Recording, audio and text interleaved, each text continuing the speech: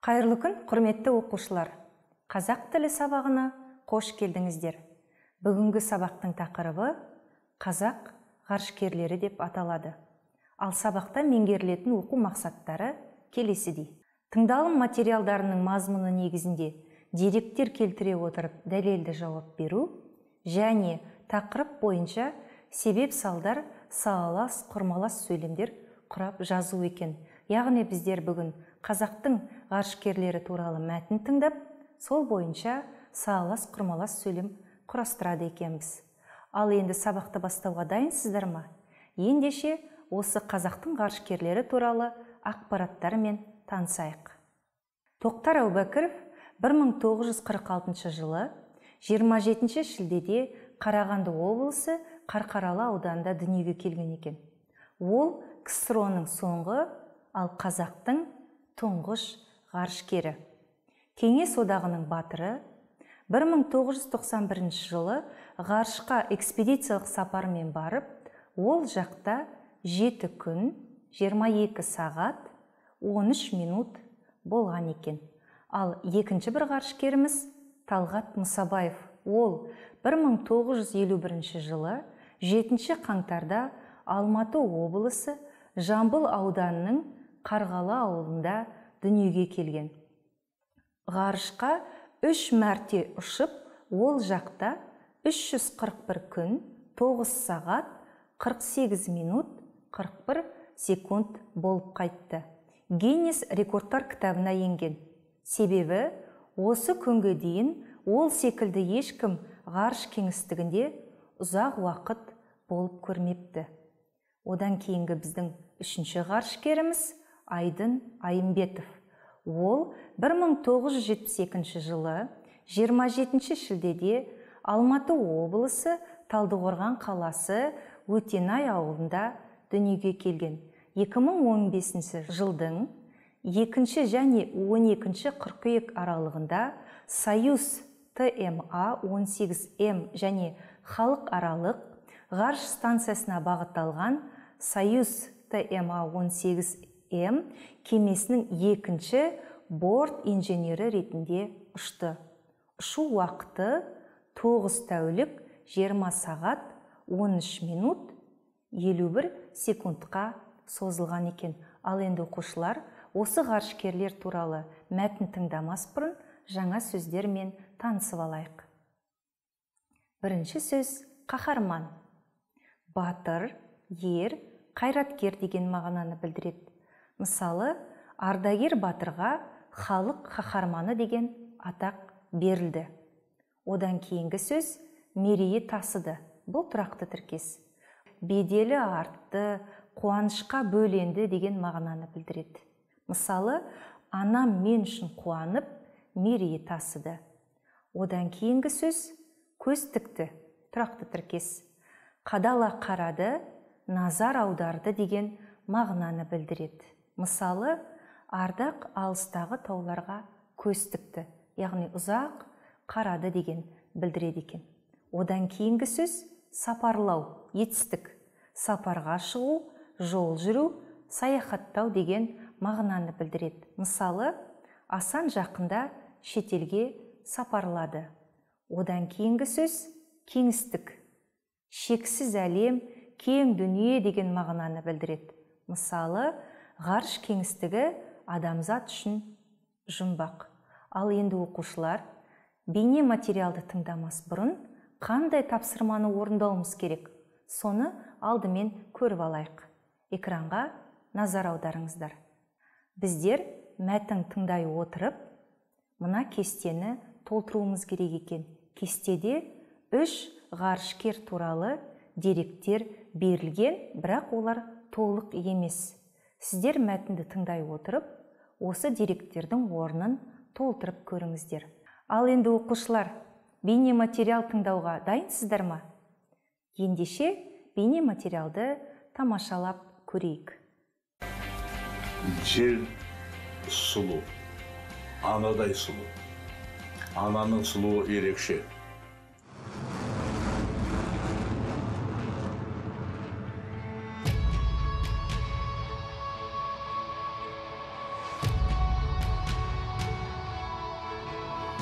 Тоқтар Әубәкіров әлемнің 256-шы ғарышкері. Ол қаһарман атанып, қазақ халқының мерейін тастар сәттен бұрын ұшақпен ұшудың жаңа әдісін тәжірибе жүзінде көрсетті. КСРОда тұңғыш рет миг-истребителін трамплиннен түскендей төменге құлдилатып, теңізге жақындай бергенде лезде көтеріп әкеткен Тоқтар Әубәкіровтің ғажап өнеріне бүкіл әлем көз тікті. Аса қауіпті, ешқандай қателікті кешірмейтін осы сынақ үшін ол Гиннестің рекордтар кітабына енді. Ал Талғат Мұсабаев әлемнің 309-шы ғарышкері. Кеңес одағының 2 мәрте батыры, ұшқыш Талғат Бигелдиновтың есімін иеленіп, жолын жалғаған ол бір айда 5 рет, яғни 30 сағат 8 минут ашық ғарыш кеңістігіне сапарлаған үшін Гиннестің рекордтар кітабына енді. Тағы бір қызық дерек, Талғат Мұсабаев алғашқы ғарыш хирургы бейресми мәртебесінде алған. 2001 жылы ғарышқа бірге аттанған америкалық миллионер, турист Денис Тито әуе кемесі ішінде басын жарақаттайды. Экипаж командирі ретінде қазақ ғарышкері аспан кеңістігінде ұшып жүріп, жарасын тігеді, орап таңады. Осылайша Талғат Мұсабаев елінің ғана емес, бүкіл әлемнің батыры, ғарышкерлердің қорғаны атанды. Тағы бір қызық дерек, әлемнің 545-ші ғарышкері жерлесіміз Айдын Айымбетов пен Тоқтар Әубәкіров бір күнде, бір айда дүниеге келген. Бір оқу орнының, бір училищенің түлектері. Оқуды аяқтаған, ғарышқа ұшқан жылдарының арасында бірдей 24 жыл. Екеуі де сәрсенбінің сәтті күні көкке самғады. Енді мынаған қараңыз, Тоқтар Әубәкіровтің ғарышқа ұшқандағы командирі Александр Волков болса, Айдын Айымбетовтікі Александрдың ұлы Сергей Волков. Тәуелсіз қазақ елінің ең үлкен жетістігінің бірі ғарыш кеңістігін игеру екен сөзсіз.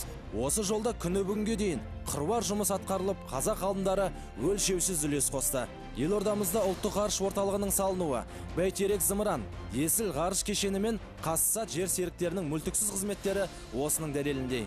Ел экономикасы үшін маңызы зор дауыл жобасының өзі болашақта елдегі климаттық өзгерістердің алдын алуға көмегін тигізері сөзсіз.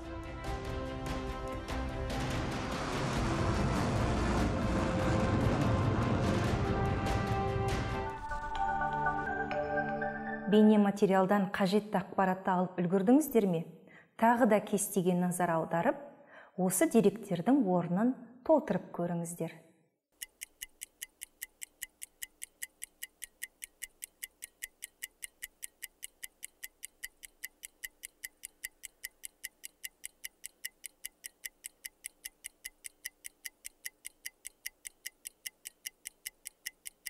Оқушылар, мен барлық жауапты тауып үлгерді деп ойлаймын. Енді дұрыс жауаппен салыстырып көрейік. Бірінші бағанға назар аударайық. Тоқтар Әубәкіров әлемнің 256-шы ғарышкері. Ол қаһарман атанып, қазақ халқының мерейін тасытты. Ұшақ сынағы үшін Гиннестің рекордтар кітабына енді. Екінші бағанға назар аударайық. Талғат Мұсабаев әлемнің 309-шы ғарышкері. Бір айда 5 рет, яғни 30 сағат ашық ғарыш кеңістігіне сапарлаған үшін Гиннес рекордтар кітабына енді. Алғашқы ғарыш хирургы деген бейресми мәртебеге ие болған. Ал енді үшінші бағанға назар аударайық. Айдын Айымбетов әлемнің 545-ші ғарышкері. Тоқтар Әубәкіровпен бір күнде, бір айда дүниеге келген. Бір оқу орны мен училищенің түлектері. Оқуды аяқтаған және ғарышқа ұшқан жылдарының арасында бірдей екен. Яғни 24 жыл. Сәрсенбінің сәтті күні көкке самғады. Ал енді оқушылар, осы ғарышкерлеріміз ғарышқа ұшқан кезде, немесе ғарышқа дайындалған кезде қандай сезімде болды екен? Енді осы ғарышкерлердің ой пікірімен танысып көрейік. Тоқтар Әубәкіров өзінің бір сұхбатында былай деген екен. Ұшқыштарда бір ырым бар. Аспанға көтерілердің алдында фотоға түсуге болмайды. Ал ғарышкерлер үшін фотоға түсу міндет екен. Зымыранға отырғанға дейін фотоға түстік. Ал Талғат Мұсабаев бір сұхбатында былай деп жауап берген екен. Дайындық өте ұзаққа созылады. Тек ақыл-ой мен білімің ғана емес, физикалық мүмкіндіктерің де қатаң тексеріледі. Адамның дені сау, төзімді, қайратты, психологиялық тұрғыдан мықты болуы қажет. Ал Айдын Айымбетов Былай деп ой айтқан екен: ғарышқа ұшқанымда көсіліп жатып ұйықтаудың қаншалықты маңызды екенін түсіндім. Өйткені ғарышта тартылыс күші болмағандықтан күндіз түні ауада қалықтап тұрасың. Оқушылар, Айдын Айымбетовтің айтылған ойына тағы бір назар аударып көріңіздерші. Осы жерде бір сөз арнайы ерекшеленіп тұр. Қалай ойлайсыздар? Неге? Мұны түсіну үшін келесі теориялық ақпаратқа назар аударайық. Себеп салдар сағалас құрмалас қалай жасалады екен? Себеп салдар сағаластың құрамындағы жай сөйлемдердің алдыңғысы соңғысы алдыңғысының себебін білдіріп тұрады. Яғни құрамында екі жай сөйлем болса, екеуінің біреуі ойдың себебін білдіріп тұрады екен. Себеп салдар сағалас құрмаластың жасалу жолдары әрине көп, бірақ олардың ең айрықша түрі ол жалғаулықты шылаулар арқылы жасалуы. Енді назар аударайық, қандай шылаулармен жасалады екен? Себебі, өйткені, сондықтан, сол себепті, неге десеңіз. Мысалы, ғарышқа ұшқанымда көсіліп жатып ұйықтаудың қаншалықты маңызды екенін түсіндім. Сұрақ неге? Өйткені ғарышта тартылыс күші болмағандықтан күндіз түні ауада қалықтап тұрасың. Енді осы ереже бойынша сөйлем құрастырып көрейік. Сіздерге Тоқтар Әубәкіров пен Талғат Мұсабаевтың ой пікірін қайтадан ұсынып отырмын. Бұл жерде олардың ойлары жай сөйлеммен берілген. Енді шылауларды қолданып, осыны құрмалас сөйлемге айналдырып көріңіздер.